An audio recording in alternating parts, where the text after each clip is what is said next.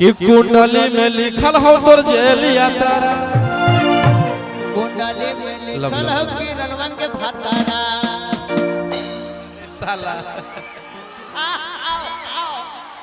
कि मूसा का नवा धोखेबाज है कि रनवा धोखेबाज है, कि मूसा का नवा धोखेबाज है कि रनवा धोखेबाज है।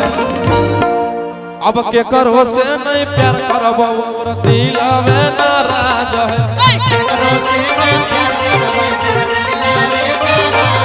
अब के करो से नहीं प्यार करबो मोर दिलवे नाराज है।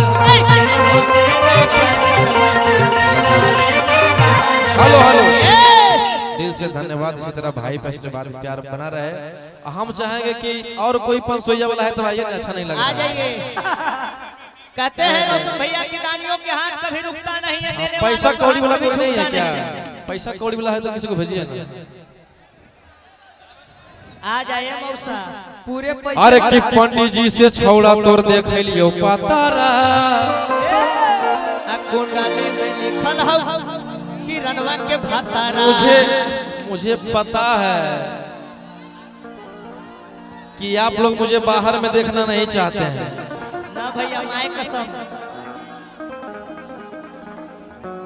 लेकिन कोई बात नहीं कि पंडित जी से छौड़ा तोर देख लियो पतारा।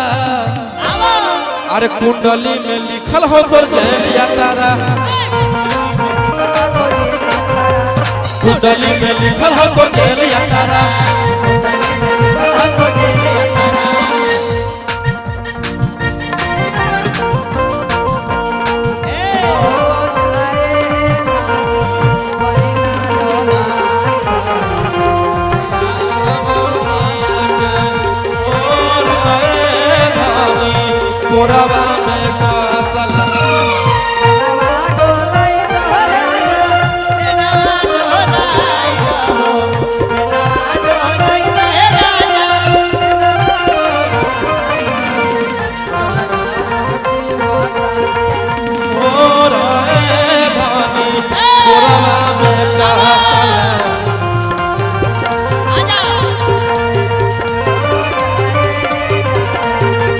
हेलो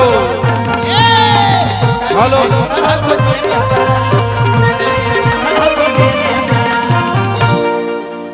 कि 12 जब बजल तो जंप मारो है।